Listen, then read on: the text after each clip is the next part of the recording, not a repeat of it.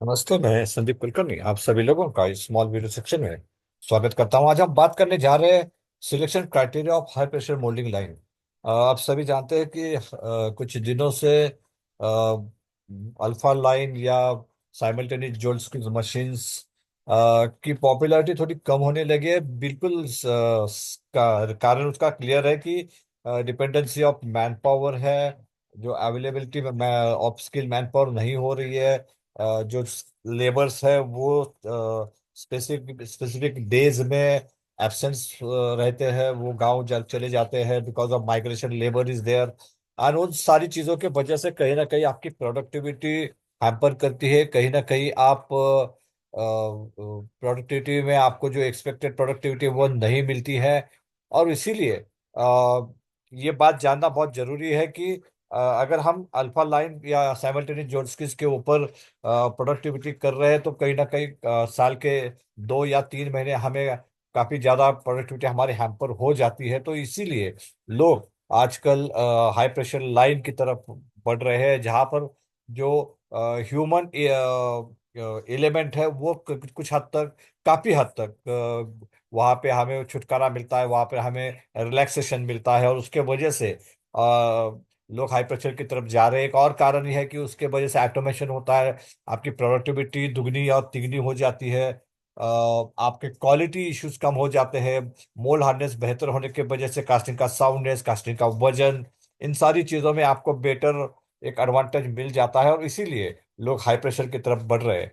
तो high pressure जब हम चुनते हैं तो उसका सिलेक्शन करते समय कौन कौन से चीजों को ऊपर हमें ध्यान देना है, कौन कौन सी चीजें इंपॉर्टेंस होती है, कौन कौन सी बातों को हमें देखना है। और इसी के ऊपर आज का ये वीडियो हम बनाने जा रहे हैं। तो इस वीडियो को जरूर ध्यान से देखिएगा। सबसे पहले तो हमें जब हाई प्रेशर लाइन का सिलेक्शन करना है तो कई सारे मल्टीपल क्राइटेरियाज को ध्यान में रखने हैं, जैसे कि मोल्ड क्वालिटी है, हाई प्रोडक्शन रेट है, long term reliability of machine and the supplier of the machine. तो वो सारी चीजों को हमें ध्यान देना है। तो कुछ एरियाज है जो मैंने यहाँ पर लिस्ट आउट किए हुए हैं, आप जरूर इसके तो ऊपर ध्यान कीजिएगा।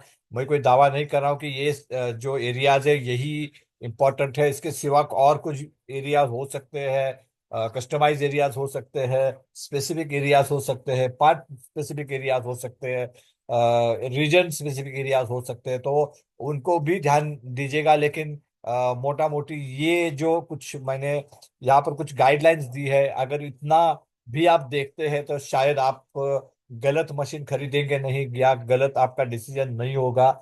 ये मुझे लग रहा है। और इसीलिए मैंने ये वीडियो बनाया, क्योंकि कई बार मैंने कई सारे हाई प्रेशर लाइंस पे काम किया है, कई सारे हाई प्रेशर लाइंस को इंस्टॉल किया है। तो वो करते समय, उसका डिसीजन लेते समय मैं हमेशा देखता हूँ कि कई सारे सवाल, कई सारे क्वेश्चंस, कई सारे कंफ्यूजन्स दिमाग में रहते हैं, ओनर्स के रहते हैं, प्रोजेक्ट मैनेजर के रहते हैं। तो वहां पर आपको सही गाइडलाइन मिलना, वहां पर आपको सही लीड मिलना, आपका जो थिंकिंग प्रोसेस है, थॉट प्रोसेस है, वो बिल्कुल सही तरीके से जाना बहुत इंपॉर्टेंट होता है। कई बार वो अगर गलत दिशा में जाता है, या फिर आप कोई किसी और के बातों में आके कुछ और डिसीजन लेते हैं, तो कई बार वो डिसीजन काफी मुश्किल या काफी घातक साबित हो सकता है आपके लिए। तो ये बहुत इंपॉर्टेंट है कि आप इन चीजों के ऊपर ध्यान देंगे, इन चीजों को आप एक बार वेरीफाई करेंगे before you select any high pressure line. तो पहले, सबसे पहला पॉइंट जो है वो है मोल्डिंग बॉक्स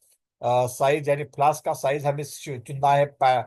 और उसके लिए सबसे इम्पोर्टेंट है कि why this is important, because it should accommodate your parts. तो आपका पैटर्न का लेआउट क्या, और कौन से पैटर्न या कौन से पार्ट करने वाले हैं, उसका साइज आज क्या चल रहा है, आपका लेआउट किस तरह से है, उन सारी चीजों को ध्यान में रखते हुए आपको ये जो फ्लास्क साइज है वो डिसाइड करना है। क्योंकि मशीन सिलेक्ट करते समय फ्लास्क साइज बहुत ही अहम पॉइंट होता है, क्योंकि उसके ऊपर आपकी प्रोडक्टिविटी डिफाइन होती है, उसके ऊपर आपकी पूरी प्लांट की कैपेसिटी डिफाइन होती है। तो वो जो साइज आप डिफाइन करने वाले हैं, वो डिफाइन करते समय आपको अपने पैटर्न्स, अपने पार्ट्स, अपने पैटर्न का लेआउट, आपको कितना टन बनाना है, कितना आपको सेल करना है, इन सारी चीजों को ध्यान में रखना बहुत जरूरी है। So flask dimension is a very critical thing, very important thing. वहां पर आपको काफी ध्यान देना है। कई बार उसमें स्टैंडर्ड फ्लास्क साइज होते हैं, जैसे यहाँ पर मैंने मेंशन किया है 500 बाय 600 या 600 बाय 700 या 900 बाय 900, 700 बाय 900, बहुत सारे अलग अलग 20 बाय 26, ये तरह अलग अलग प्लस साइजेस स्टैंडर्ड होती है। लेकिन कुछ लोग नॉन स्टैंडर्ड साइजेस भी आपको बना के देते हैं। तो आप देखिएगा कि आपका जो पैटर्न्स है, आपके जो पार्ट्स है, आपका जो लेआउट है, वो कहाँ पर एग्जैक्टली फिट हो रहा है, कहाँ पर ज्यादातर फिट हो रहा है। क्योंकि आपके हाथ में जो पार्ट है या आपके डेवलपमेंट में जो पार्ट है, उसके ऊपर आप ये बॉक्स साइज सिलेक्ट करने वाले आने वाले भविष्य के पार्ट को ध्यान में रख के बॉक्स साइज सिलेक्ट ना कीजिएगा, क्योंकि वो आएंगे नहीं आएंगे आपको पता नहीं है। लेकिन जो आपके पास है ऑलरेडी, उसे देख के आपको उसे सिलेक्ट करना है। So match your part size and core usage, कि आप कौन से कोर कितने कौन से कोर इस्तेमाल करने वाले हैं, उसका वेट क्या होगा, क्या साइज होने वाली है, वो सारी चीजों को आपको आपके सामने एक पूरा उसका एक स्ट्रक्चर बना के रखना है, और फिर उसके हिसाब से आपको ये डिसीजन लेना है। So this is very important. तो कंपैटिबिलिटी में सिंगल और डबल पैटर्न प्लेट्स, मतलब सिंगल प्लेट आएगा, डबल प्लेट आएगा, ये भी आपको देखना है। तो बहुत सारे एरियाज है जिनके ऊपर आपको ध्यान देना है। तो it white matters the machine must have match your class dimension, जो मैंने अभी कहा कि वो बहुत इंपॉर्टेंट है कि आपके जो डायमेंशंस है मशीन के, वो मैच होना बहुत जरूरी है। So next one is moulding pressure and compaction technology. तो ये कुछ मैंने जो पॉइंट निकाले, बहुत ही अहम पॉइंट्स है। मुझे लगता है इन पॉइंट्स के ऊपर आप जरूर गौर कीजिएगा। सबसे पहले तो आपका कॉम्पैक्शन किस तरह से होने वाला है, वो आपको देखना है। जोल्टिंग, स्क्वीजिंग, या किस तरह का वहां पर आपके पिस्टन्स है, क्या है, वो आपको देखना है। यूनिफॉर्म कॉम्पैक्शन हो रहा है कि नहीं, वो देखना है। सैंड इजेक्शन की मेथड और उसका टाइप क्या है, एरिएशन है या क्या, इस तरह का साइड इरेक्शन इजेक्शन है। तो सैंड इजेक्शन वर्टिकल या हॉरिजॉन्टल है, किस तरह से होने वाला है, उसके वजह से उसका जो प्रेशर है कॉम्पैक्शन का, वो कितना होने वाला है। Uniformity of the mould hardness, specially corner और एजेस। जो सैंड इजेक्शन है और कॉम्पैक्शन है, उसके वजह से जो आपका पैटर्न है, वो जो पैटर्न के वजह से जो मोल्ड आने वाला है, उस मोल्ड में आपको हार्डनेस कितना मिलने वाला है, स्पेशली कॉर्नर से, एजेस से। डीप डाउन मोल्ड्स है, वहां पर क्या टेक्नोलॉजी, किस तरह की टेक्नोलॉजी है, सैड रिजेक्शन की टेक्नोलॉजी है, कॉम्पैक्शन की टेक्नोलॉजी है, उससे आपको क्या बेटर मोल्ड हार्डनेस मिल रहा है, वो सारी चीजें आपको वेरीफाई करनी है, सारी चीजों आपको देखनी है। साथ ही में पोरिंग लोकेशन है, कि कौन कौन से एरिया में आप पोर कर सकते हैं, वो लोकेशंस कौन कौन सी है। फिलहाल आप जिस पैटर्न के ऊपर पोरिंग कर रहे हैं, वो जो लोकेशंस है, क्या वो मैच कर रही है, उसमें कोई इतना फर्क आने वाला है। आपको किस तरह से लेआउट को वेरीफाई करना पड़ेगा, चेंज करना पड़ेगा, अगर आप उस पैटर्न को हाई प्रेशर पे ले जाएंगे, तो वो सारी चीजों को आपको देखना है। साथ में mould hardness is an important factor, कि मोल हार्डनेस कितना मिल रहा है, स्पेशली जो वर्टिकल पोर्शन है, डीप डाउन मोल्ड है, वहां पर मोल हार्डनेस कितना मिल रहा है। वेंटिंग आप दे पाते हो कि नहीं दे पाते हो। स्लीव प्लेसमेंट आप कर सकते हो क्या, चिल का रख सकते हो क्या, चिल इंसर्ट कर सकते हो क्या उस पैटर्न में। इन सारी चीजों को आपको ध्यान देना है। सैंड इजेक्शन पॉइंट्स कौन कौन से, कहाँ से सैंड इजेक्ट होने वाली है, कितने पॉइंट से होने वाली है, वो मल्टीपल है या सिंगल है। मल्टीपल है तो क्या आप पैटर्न के प्रोफाइल के हिसाब से उन पॉइंट्स को चेंज कर सकते हो। ये सारी चीजें बहुत छोटी छोटी चीजें हैं, लेकिन आपको देखनी है। वो आपको गाइड करेंगी, वो आपको डिसीजन मेकिंग में हेल्प करेंगी कि क्या मुझे ये मशीन खरीदना है, क्या मुझे ये मशीन मुझे मेरे इंफ्रास्ट्रक्चर में ऐड करना है, उसके बेनिफिट्स क्या है, उसकी स्ट्रेंथ्स क्या है। ये आप यहाँ पर देख सकते हैं। कोर्स सेटिंग टाइम और कोर्स सेटिंग के लिए, क्या आपका बक्सा बाहर आता है, या कोर्स सेटिंग को कितना टाइम मिलता है, क्या उतना टाइम आपके पास इनफ है, या आपको उसके लिए मशीन को होल्ड करके रखना पड़ेगा। अगर होल्ड करके रखोगे तो आपकी प्रोडक्टिविटी डाउन हो जाएगी। तो ये सारी चीजें आपको देखनी है। अ, तीसरी चीज है मशीन का टाइप। ये बहुत ही अहम है कि मशीन कौन सी लेने वाली है आप। हॉरिजॉन्टल पार्टेड लेने वाली हो या वर्टिकल पार्टेड लेने वाली हो, आपके पास कौन से जॉब्स है, आप कौन से किस तरह के पार्ट गेटिंग सिस्टम में माहिर हो, क्या आप वर्टिकल लाइन के लिए गेटिंग सिस्टम में या उस तरह के डिजाइन में माहिर हो, या हॉरिजॉन्टल में माहिर हो, तो वो आपकी कैपेबिलिटी भी, टेक्निकल कैपेबिलिटी भी यहाँ पर इम्पोर्टेंट है, वो भी आपको देखनी होगी। अगर आप हॉरिजॉन्टल में देख जाने जा रहे हो तो वहां पर फ्लास्क है या विदाउट फ्लास्क है, यानी विद जैकेट एंड वेट है या विथ फ्लास्क आप लेने वाले हैं, तो वो भी आपको यहाँ पे देखना है। फ्लेक्सिबल ऑफ पैटर्न यूज, आप पुराने जो मेरे पैटर्न है, क्या मैं उस पैटर्न को इस्तेमाल कर सकता हूँ, या मुझे सारे पैटर्न नए बनाने पड़ेंगे। क्योंकि ये बहुत ही महत्वपूर्ण चीज है। कई बार हम इमिडिएटली कोई डिसीजन लेते हैं, लेकिन उसके पीछे जो और कॉस्ट छुपी हुई होती है, हिडन कॉस्ट होती है, वो हम देखते नहीं है। और जब आगे चीजें बढ़ जाती है तो हमें पता चलता है कि मुझे नए पैटर्न भी बनाने हैं, मुझे मैथलेट भी बनानी है, मुझे वेट्स भी बनाने हैं, तो वो जो कॉस्ट एडिशन हो जाती है, तो फिर आपके पास उतना रिजर्व फंड्स नहीं होते हैं। और कई बार आप इन फंड्स को एडजस्ट करने में इतना तकलीफ में आ जाते हैं कि आपके पास जो वर्किंग कैपिटल होता है वो भी आप गंवा देते हो, और कहीं ना कहीं जब हाई प्रेशर शुरू होती है तो आप कैश क्रंच में आ जाते हो। तो ये बात ध्यान में रखना जरूरी है कि जब भी आप हाई प्रेशर पे जाने वाले हो तो उसका जो बजट है निकालते समय इन सारी चीजों को ध्यान में रखना बहुत जरूरी है। सारी चीजों को आपको इकट्ठा करके, मेरा बजट क्या जाने वाला है, मैं कहाँ से इतना पैसा लाने वाला हूँ, फंडिंग कितना है, मेरा ओन फंड्स कितना है, इन सारी चीजों को आपको सही तरीके से मैपिंग करना होगा। और तभी जाके आप इस चीज को आगे बढ़ा सकते हो। उसके बाद बेटर फॉर मीडियम और लार्ज कास्टिंग, बड़े कास्टिंग के लिए, या मेरे पास बड़े कास्टिंग है, मीडियम साइज की कास्टिंग है, छोटे कास्टिंग है। उसके ऊपर मैंने जैसे पहले बताया कि आपको साइज आपकी डिफाइन होगी। वर्टिकल लाइन है तो वर्टिकल लाइन में डीसा है, बहुत सारे और भी प्लेयर होंगे। तो वो उसका एडवांटेज क्या है, उसका डिसएडवांटेज क्या है, मेरे पार्ट को वो सूट करेगी नहीं करेगी, उन सारी चीजों को आपको एक बार वेरीफाई करना है before you select the line and the machine type. उसके बाद हाई स्पीड प्रोडक्शन, ये सारी जो मशीन्स है वो हाई स्पीड प्रोडक्शन पे चलती है नॉर्मली।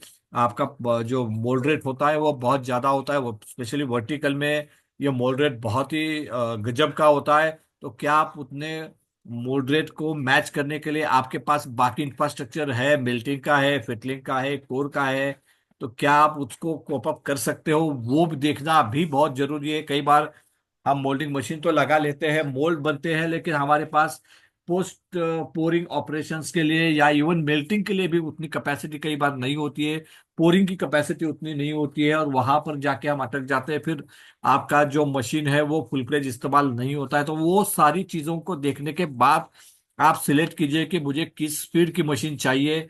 कॉम्पैक्ट योर लेआउट, आपका जो लेआउट है उसे भी कॉम्पैक्ट करना बहुत जरूरी है। Ideal for high volume and smaller parts, specially जो हाई वॉल्यूम और स्मॉल पार्ट्स है उसके लिए आप फ्लास्कलेस जा सकते हैं, वर्टिकल में जा सकते हैं।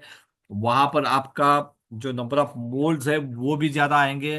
तो वो हिसाब से आपका जो पोस्ट पोरिंग इंफ्रास्ट्रक्चर है, फेटलिंग है, शॉर्ट ब्लास्टिंग है, उन सारी चीजों को भी आपको मैच करना जरूरी होता है। नंबर 4 है प्रोडक्शन रेट। जैसे मैं बता रहा हूँ कि हॉरिजॉन्टल में टिपिकली 60 to 120 मोल्ड आते हैं, जबकि वर्टिकल में 400 से ज्यादा मोल्ड पर आवर बनते हैं। तो उतना मेकअप करना बहुत जरूरी है। उस हिसाब से आपका मेल्टिंग का अरेंजमेंट होना चाहिए, नंबर ऑफ फर्नेस होने चाहिए, फर्नेस एक दूसरे के साथ सिंक्रोनाइज होने होंगे तो अच्छा है, क्योंकि दो फर्नेस एक साथ आते हैं तो फिर पोरिंग के लिए मुश्किल हो जाएगी। आपके पास उतने पोरिंग लैडल होने चाहिए। अगर आप वर्टिकल में जाते हो तो शायद मैनुअल पोरिंग पॉसिबल नहीं है, वहां पर आपको हाई प्रेशर के लिए ऑटो पोर जैसे सिचुएशन चाहिए। तो वो जो इंफ्रास्ट्रक्चर है जो बाद में आता है, हाई प्रेशर के साथ में जो आता है, तो वो साथ वाला इंफ्रास्ट्रक्चर भी आपको डिजाइन करना होता है, उसे भी आपको उस लेवल तक लेके जाना पड़ता है ताकि वो हाई प्रेशर लाइन आप इफेक्टिवली रन कर पाए। अगर वो हाई प्रेशर लाइन अगर इफेक्टिवली आप रन नहीं कर पाओगे तो कहीं ना कहीं जो इन्वेस्टमेंट आपने की है वो आपको रिटर्न्स ऑन, जो आरओआई है आपका, रिटर्न्स ऑन इन्वेस्टमेंट है, वो नहीं देगी।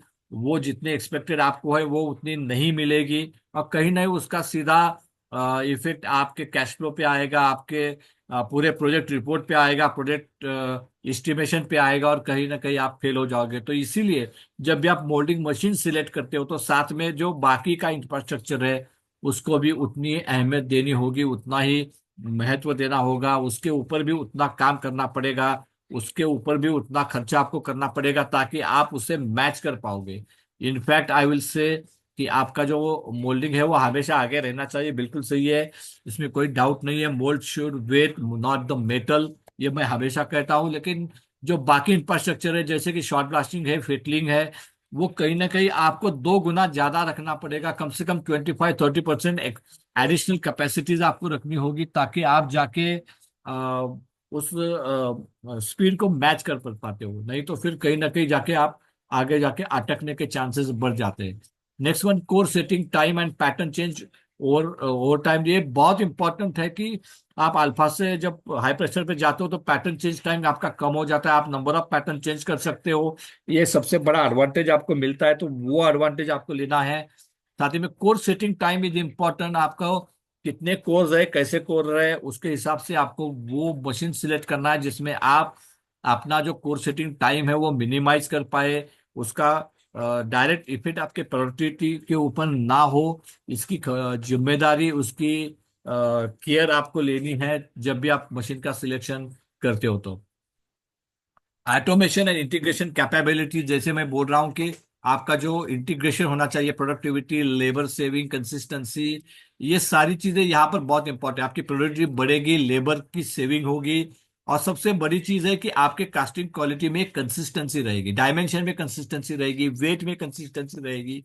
तो उसका डायरेक्ट बेनिफिट आपके मशीन शॉप को होगा, कस्टमर को होगा, और कहीं ना कहीं आप के फाउंड्री को भी उसका बेनिफिट जरूर मिलेगा। Automation pattern, automatic pattern changing होगा तो उससे आपका टाइम सेव होगा। कोर सेटिंग सेशंस रहेंगे, जैसे कि दिशा में वर्टिकल लाइन पे आप कोर मास देते हो तो उससे भी आपको काफी फायदा होता है, आप direct core setting time save कर सकते हो। कोड सेटिंग का जो मैनुअल एरर है वो आप एलिमिनेट कर सकते हो, तो वो भी काफी बड़े एडवांटेजेस होते हैं कई बार। तो उसके ऊपर भी आप जरूर सोचिएगा। Then integration with sand plant, mould handling line and pouring unit. मैं बहुत समय से ये बोल रहा हूँ आपको कि इंटीग्रेशन बहुत जरूरी है कि आपका सैंड की रिक्वायरमेंट क्या होने वाली है, मोल्ड के हिसाब से क्या आपका सैंड प्लांट उतनी सैंड देने में सक्षम है, आपके पास उतना बड़ा मिक्सर है या मल्टीपल मिक्सर्स है, आपका कूलर कितना इफिशिएंट है, आपका स्टोरेज हॉपर कितना इफिशिएंट है, इन सारी, आपका नॉकआउट, आपका बेल्ट कन्वेयर क्या वो उतनी सैंड कैरी करने के लिए इफिशिएंटली बनाया हुआ है, वो देखना है। मोल हैंडलिंग लाइन किस तरह से वर्क करेगी, कितना पोरिंग पोरिंग के लिए कितने बॉक्सेस मिलने वाले हैं, नॉकआउट टाइम आप कितना कंट्रोल करने वाले हो, कूलिंग टाइम आप कितना कंट्रोल करने वाले हो। पोरिंग यूनिट में आपको देखना है कि क्या मैं नंबर ऑफ लैडल्स, अगर आप क्रेन से पोरिंग करो तो नंबर ऑफ लैडल्स कितने लगने वाले हैं, उतने ऑपरेटर, उतने लैडल, और एक दूसरे के साथ उसका सिंक्रोनाइजेशन, ये सारी चीजें आपको देखनी है। अगर आप ऑटोपोर पे जाते हो तो ऑटोपोर का मोल्ड लाइन के साथ सिंक्रोनाइजेशन, ये सारी चीजें के ऊपर आपको काफी ध्यान देना होगा, काफी चीजों के ऊपर आपको उसका इंटीग्रेशन करना होगा ताकि आगे जाके आप इस पूरी सिस्टम को काफी अच्छी तरीके से इफेक्टिवली रन कर पाएंगे। Then SCADA and PLC based control system, ये तो उसकी जान है। जब भी आप हाई प्रेशर पे जाते हो या ऑटोमेशन पे जाते हो तो अभी स्काडा सिस्टम और पीएलसी बेस्ड कंट्रोल्स हर जगह चाहिए ताकि आपका जो मैनुअल इंटरवेंशन है, मैनुअल इंटरफेस है, वो कम हो जाएगा। आदमी की वहां पर जरूरत सिर्फ प्रॉब्लम सॉल्विंग में ना होगी, ना कि प्रॉब्लम डिटेक्शन में, क्योंकि प्रॉब्लम डिटेक्शन में कई बार हमें काफी समय लगता है। आदमी का स्किल वहां पे आ जाता है कि कई कुछ लोगों को पता हो चलता है, कुछ लोगों को नहीं चलता है। तो ये सारी चीजें अगर आप डिटेक्शन जो है वो स्काडा और पीएलसी बेस्ड कंट्रोल सिस्टम से करते हो तो वहां पर आदमी की जरूरत सिर्फ उस प्रॉब्लम को रिजॉल्व करने में होगी, जिससे आदमी का समय बचेगा, आदमी की इफिशियंसी बढ़ेगी, आपके प्रॉब्लम सॉल्विंग का टाइम कम हो जाएगा, और आपकी मुश्किलें कम हो जाएंगी। तो ये सारा जो फैक्टर है ऑटोमेशन का है, इंटीग्रेशन का है, तो उसके ऊपर भी आपको काफी ध्यान देना होगा। Next one is mould quality monitoring and control. तो यहाँ पर मुझे लगता है कि मोल्ड क्वालिटी मॉनिटरिंग एक ऑटोमेटेड सिस्टम है, वहां पर आपका प्रेशर है, आपकी सैंड है, अगर वो दो इनपुट एरियाज है जो कंट्रोल में होते हैं, तो वहां पर मुझे नहीं लगता है कि mould quality will be a problem, क्योंकि उसमें काफी ज्यादा कंसिस्टेंसी होगी। Weight matters because high mould strength is equal to less defect. जितना आपकी मोल्ड्स की स्ट्रेंथ या आपका हार्डनेस बेहतर होगा, उतने डिफेक्ट कम होने के चांसेस है, वेरिएशंस कम होने के चांसेस है, consistency of weight, consistency of dimension होने के चांसेस है। तो इसीलिए और मोल्ड हार्डनेस टेस्टर, अगर आप मशीन में अगर ऑनलाइन हार्डनेस टेस्टर है तो that will be a good one. कई मशीन्स में होता है, कई मशीन्स में नहीं होता है, लेकिन अगर मैंने जैसे कहा कि आपकी सैंड कंट्रोल है, आपका मोल्डिंग मशीन का प्रेशर कंट्रोल है, तो वहां पर मुझे नहीं लगता कि आपको इसके इस बारे में ज्यादा सोचने की जरूरत है, because high pressure line always give a consistent mould hardness, always give a consistent mould quality, तो उसके ऊपर आप रिलाई कर सकते हो। Compaction level sensor is also important. Real time control of air pressure and blow pressure, जैसे मैंने कहा, वहां पर आप फोका यूके कर सकते हो, ताकि आपकी सैंड के ऊपर भी आप फोका यूके कर सकते हो, जैसे कि एटो कॉम्पैक्टिबिलिटी लगा के। तो दो चीजों से अगर आप इन दो चीजों में फोका यूके करते हो, तो आपका मोल्ड की क्वालिटी डेफिनेटली कंसिस्टेंट रहेगी, और मोल्ड की क्वालिटी अगर कंसिस्टेंट रहेगी तो आपका कास्टिंग की क्वालिटी का भी कंसिस्टेंसी आपको मिलेगी। तो वो एक इम्पॉर्टेंट फैक्टर है। सैंड सिस्टम कॉम्पैक्टिबिलिटी, जब भी आप मोल्डिंग मशीन ले, तब आपका अगर एग्जिस्टिंग प्लांट में आप उसे लगाने वाले हो, तो क्या आपका जो एग्जिस्टिंग सैंड प्लांट है वो कैपेबल है, उतना सैंड आपको मिलेगा क्या, वो क्वालिटी का सैंड मिलेगा, वो सारी चीजें आपको देखनी है।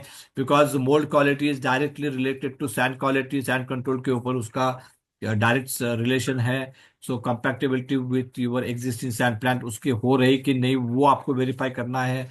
Next one is sand return and distribution system, ये भी इंपॉर्टेंट है। मॉइस्चर कंट्रोल, एपीएच, और जो भी आपकी सैंड एडिटिव्स का इंटीग्रेशन है वो आपको देखना है। तो ये सारा ऑटोमेशन का पार्ट है, जो आप सैंड प्लांट में, अगर एग्जिस्टिंग सैंड प्लांट है तो क्या उसमें आप वो ऐड कर सकते हो, या फिर आपको उसमें कुछ मुश्किल हो, कि ये अगर नहीं होगा तो फिर कहीं ना कहीं आपकी सैंड क्वालिटी उतनी अच्छी नहीं रहेगी, उतनी कंसिस्टेंट नहीं रहेगी, तो वहां पर आपको एक पॉसिबिलिटी है कि आपके हाई प्रेशर लाइन उतनी कंसिस्टेंट रिजल्ट ना दे, बिकॉज ऑफ सैंड क्वालिटी। तो अगर सैंड क्वालिटी आपको बेहतर चाहिए, तो you have to go for a good quality of sand plan. कई बार हम उसके ऊपर उतना ध्यान नहीं देते। सैंड प्लान में जो इंपॉर्टेंट फैक्टर्स है, मैं हमेशा कहता हूँ कि नॉकआउट से लेके अगर आप बात करेंगे तो नॉकआउट, उसके बाद कूलर, कूलर के बाद आपका जो सीवर है, वो सीवर इंपॉर्टेंट है, डस्ट कलेक्टर इंपॉर्टेंट है, आपके जो हॉपर्स है जिसमें आप सैंड को रखने वाले, वो इंपॉर्टेंट है, सैंड कूलर इंपॉर्टेंट है, और मिक्सर इंपॉर्टेंट है। तो ये कुछ इंपॉर्टेंट पैरामीटर है जिसके ऊपर अगर आप ध्यान दोगे, वो इक्विपमेंट अगर आप अच्छी तरीके से मेंटेन करोगे, तो डेफिनेटली आपकी सैंड क्वालिटी और उसके साथ में आपकी कास्टिंग मोल्ड क्वालिटी और कास्टिंग क्वालिटी भी कंसिस्टेंट और अच्छी रहेगी।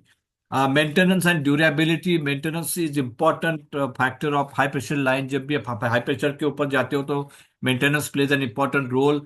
तो वो एक बहुत इंपॉर्टेंट है कि क्या आपके मेंटेनेंस की टीम उतनी कैपेबल है कि वो पीएलसी या फिर जो इलेक्ट्रिक इश्यूज है उसको सही तरीके से हैंडल कर पाएगी, उसे रिजॉल्व कर पाएगी। तो वो एक इम्पोर्टेंट है, क्योंकि आपको ये मशीन कंसिस्टेंटली रन करना है पर आवर के हिसाब से। अगर वो मोल्ड निकलते हैं तो वो मशीन कहीं भी रुकनेगा, तो आपके फर्नेस रुकेगी, फर्नेस रुकेगी तो आपकी प्रोडक्टिविटी लॉस हो जाएगी। तो वो एक इम्पॉर्टेंट है। मशीन का स्टडीनेस, मशीन का कंस्ट्रक्शन बहुत इंपॉर्टेंट है। तो वो बहुत ही अहम चीज होती है। जब भी आप मशीन का सिलेक्शन करेंगे तो उसका स्टडीनेस देखना बहुत जरूरी है। मशीन का वेट कितना है, मशीन का स्टडीनेस कितना है, वो ज्यादा मायने रखता है। Ease of access to wear parts, जो उसके वेयर पार्ट्स है, क्या वो अवेलेबल है मार्केट में इजीली, या वो आइदर वो सप्लायर के पास या मार्केट में, तो वो उसकी जानकारी आपको चाहिए। आपके पास स्पेयर में कुछ उसके इंपॉर्टेंट पार्ट्स या क्रिटिकल पार्ट चाहिए, तो स्पेयर लिस्ट भी इंपॉर्टेंट है, स्पेयर का स्टोरेज इंपॉर्टेंट है। प्रिडिक्टिव मेंटेनेंस जो ऑप्शन है उसके, वो आपको एडर करने हैं कि क्या उसमें प्रिडिक्टिव हो सकता है, क्या प्रिवेंटिव हो सकता है, ताकि आप ब्रेकडाउन के ऊपर ना जाए। बिकॉज 1 घंटा मशीन अगर बनता है होता है तो आप 100 से ज्यादा मोल्ड लॉस करते हो। 100 से ज्यादा मोल्ड लॉस करने का मतलब आप 2, 2.5, 3 टन का जो मेटल है वो लॉस करते हो। ये बहुत ही बड़ी चीज है, क्योंकि मैंने इसके पहले जो एक वीडियो बनाया आपने शायद देखा होगा, जिसमें पर मिनट कॉस्ट के बारे में बात की है। तो ये हाई प्रेशर कास्टिंग में ये कॉस्ट बहुत ज़्यादा बढ़ेगी।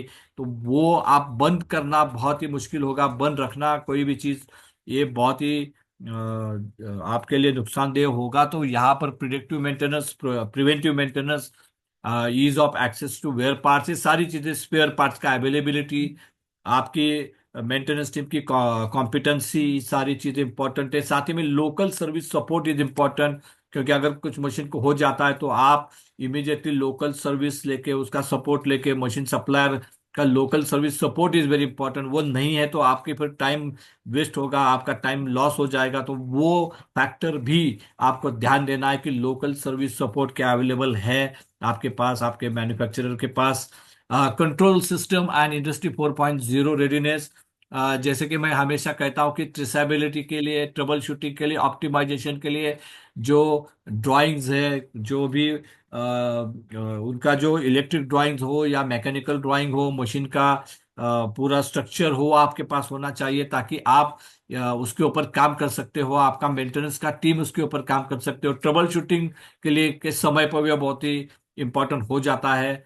HMI interface with mole monitoring वो इम्पोर्टेंट है। रेसिपी स्टोरेज एंड रिकॉल, जैसे भी कि आप सॉस टाइप के पार्ट बना रहे हो तो हर पार्ट की रेसिपी आपको वहाँ पे स्टोर कर करके रखनी है। मुझे उसका जोल टाइम क्या चाहिए या फिर हार्डनेस क्या चाहिए, वो सारी चीज़ें अगर आप पार्ट के साथ में वहाँ पर स्टोर करके रख सकते हो तो definitely it will help you, गलती नहीं होगी। तो वो रेसिपी का स्टोरेज और उसका रिकॉल बहुत इंपॉर्टेंट है। डेटा लॉगिन, जैसे कि हार्डनेस है, कॉम्पैक्शन प्रेशर है, साइकिल टाइम है, दैट इज ऑल्सो इम्पोर्टेंट। तो ये सारी चीजें मशीन में नॉर्मली होती है, लेकिन आपको वेरीफाई करना है कि क्या ये सारी चीजें मुझे मिल रही है, क्या मैं इसको मुझे जिस तरह से चाहिए, जिस फॉर्मेट में चाहिए, जिस फ्रिक्वेंसी में चाहिए, जिस एक्यूरेसी में चाहिए, क्या मशीन मैन्युफैक्चरर मुझे दे पा रहा है, या फिर मुझे उससे कुछ और कस्टमाइजेशन चाहिए। तो वो सारी चीजें आपको ध्यान में रख के फिर मशीन का सिलेक्शन करना है। तो ये बहुत ही इंपॉर्टेंट सारी चीजें हैं जो आप देख सकते हो। Last but not list is cost of ownership. Machine को आप अगर ओन करना चाहते हो तो क्या आपको चाहिए बियॉन्ड इनिशियल कैपेक्स, मतलब मशीन की कॉस्ट छोड़ के और क्या क्या चीजें हैं जो यहाँ पर इंपॉर्टेंट है। एक तो पावर कंजम्पशन, मशीन को कितना पावर लगता है, उसका ऑपरेटिंग कॉस्ट क्या है, रनिंग कॉस्ट क्या है, वो भी जानना जरूरी है। कई बार हम सिर्फ मशीन का कॉस्ट देखते हैं, या फिर कोई भी चीज लेते समय हम उस चीज की इनिशियल कॉस्ट देखते हैं कि मुझे ये बाय करते समय क्या करना है, लेकिन बाइंग का कॉस्ट शायद आपका कम होता है, लेकिन ऑपरेटिंग और रनिंग कॉस्ट अगर ज्यादा होगा तो लॉन्ग टर्म में अगर आप 2 साल के बाद उस मशीन के बारे में उसकी पूरी कॉस्टिंग निकालोगे तो शायद आपकी इनिशियल कॉस्ट कम होगी, लेकिन ओवर द पीरियड 2 साल में आपने जो ऑपरेटिंग कॉस्ट या रनिंग कॉस्ट पे अदा की है, जो रनिंग कॉस्ट आपने बेयर की है, वो अगर उसमें जोड़ोगे तो 2 साल के बाद शायद ये मशीन आपको महंगा पड़ेगा। और जो इनिशियल कॉस्ट ज्यादा है वो वाला मशीन शायद आपको सस्ता पड़ता, because the operating cost, the running cost is very low on that way. So वो भी फैक्टर आपको ध्यान देना है। कंप्रेस एयर की रिक्वायरमेंट कितनी है, कितना कंजम्पशन होगा, मुझे कितना कंप्रेसर साइज का वहां पे लगाना है, उसका रिसीवर टैंक है, वो सारी चीजें आपको ध्यान में रखनी है। मेंटेनेंस कॉस्ट कितना है, उसकी स्पेयर कॉस्ट कितनी होती है, स्पेयर्स की अवेलेबिलिटी क्या है, उसमें कोई स्पेसिफिक पार्ट है जो उसी सप्लायर से मुझे लेना है, उसकी मोनोपोली वहां पर है, वो देखना है। क्योंकि कई बार उस मोनोपोली में आपको एडिशनल या प्रीमियम कॉस्ट भी पे करना पड़ती है, तो वो वेरीफाई करना है आपको। डाउन टाइम कितना आता है मशीन का, मशीन का जो लोगों का जो एक्सपीरियंस है, वो एक्सपीरियंस आप कई मशीन से आप जब देखोगे, सप्लायर के साथ घूमोगे, तो वो वेरीफाई कीजिए कि कितना डाउन टाइम है, कितना स्पेयर कॉस्ट है, कितना मेंटेनेंस कॉस्ट है, क्या ऑपरेटिंग कॉस्ट उसको आ रहा है, मशीन का परफॉर्मेंस कैसा है। तो ये सारी चीजें आप अगर देखोगे तो उसके बाद ही आप डिसाइड कर पाते हो कि ये मशीन की इनिशियल कॉस्ट ये है, लेकिन ओवर द पीरियड बाकी सब चीजें अगर मिला के देखेंगे तो मशीन की ओवरऑल ये कॉस्ट मुझे आएगी। तो क्या जब जब आप ABC मशीन को कंपेयर करोगे तो शायद आपको पता चलेगा कि इसकी इनिशियल कॉस्ट कम है लेकिन ओवरऑल कॉस्ट ज्यादा है, इसकी इनिशियल कॉस्ट ज्यादा है लेकिन ओवरऑल कॉस्ट कम है, तो that will be beneficial deal for me.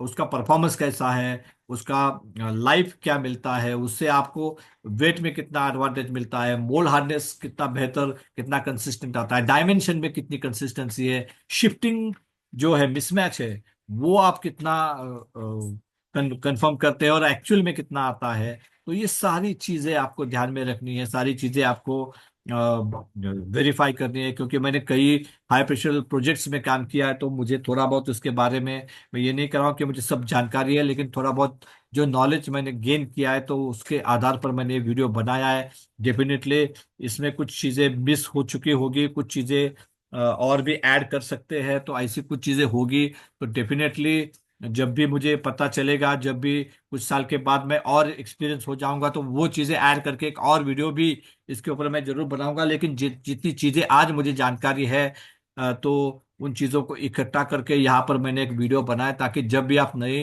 High pressure line के सिलेक्शन के लिए जाओ तो डेफिनेटली इस वीडियो को एक बार देखिएगा, एक वीडियो के सारे पॉइंट्स को आप वेरीफाई कीजिएगा, ताकि जब भी आप किसी हाई प्रेशर लाइन को सिलेक्ट करते हो तो आपको बाद में जाके पछताना ना पड़े।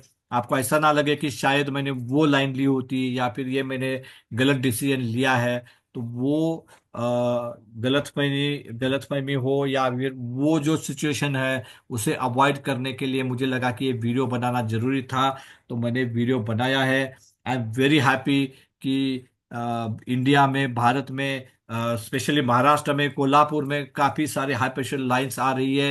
एंड आई बिलीव कि high pressure line is the future tomorrow. आजकल का ये फ्यूचर है, कल मुझे लगता है high pressure lines will be more and more effective, उससे आपको काफ़ी ज़्यादा फायदा होगा। तो आप जरूर इस सिचुएशन की तरफ बढ़ जाइएगा, इस ऑटोमेशन की तरफ बढ़ जाइएगा, और बिल्कुल हिचकिचाइए नहीं कि मैं कैसे हाई प्रेशर लूँ, इसके काफ़ी सारे एडवांटेजेस है।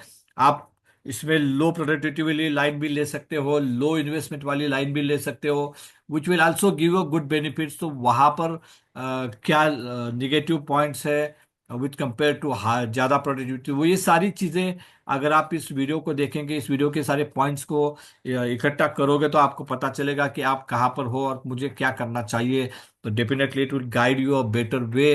तो ये सारी चीज़ें मैं आज आपके लिए लेके आया था, तो मुझे उम्मीद है कि ये आपको वीडियो पसंद आएगा और इस वीडियो को आप ज़रूर शेयर और लाइक कीजिएगा। जैसे मैंने कहा कि कुछ और फैक्टर जो मैं बताना चाहता हूँ, उसमें एक है कि आप स्लीव डायरेक्टली रख सकते हैं कि नहीं रख सकते, पुट चिल्स रख सकते हैं कि नहीं रख सकते, ड्रैग बॉक्स कम आउट बाहर आता है कोर सेटिंग के लिए या आपको अंदर जाके कोर सेटिंग करना पड़ता है, तो वो एक रिस्क फैक्टर या सेफ्टी फैक्टर हो सकता है, तो वो एक चीज है। Can you provide vents in the drag box, तो वो एक चीज है। तो ये बहुत सारे सवाल होते हैं हमारे दिमाग में, तो उन सारे सवालों का जवाब आपको सप्लायर से लेना है। उन सारे सवालों को देखने के बाद आप डिसीजन ले सकते हो कि क्या मैं इस हाई प्रेशर लाइन को अफोर्ड कर सकता हूँ, क्या मैं इस हाई प्रेशर लाइन को मेरे इंफ्रास्ट्रक्चर में ऐड कर सकता हूँ। तो इन सारी चीज़ों को लेके ये वीडियो मैंने बनाया था। तो आप मुझे लगता है कि ये वीडियो आपको जरूर पसंद आएगा। इस उम्मीद के साथ मैं इस वीडियो को खत्म करता हूँ। आपका बहुत बहुत शुक्रिया। Thank you very much.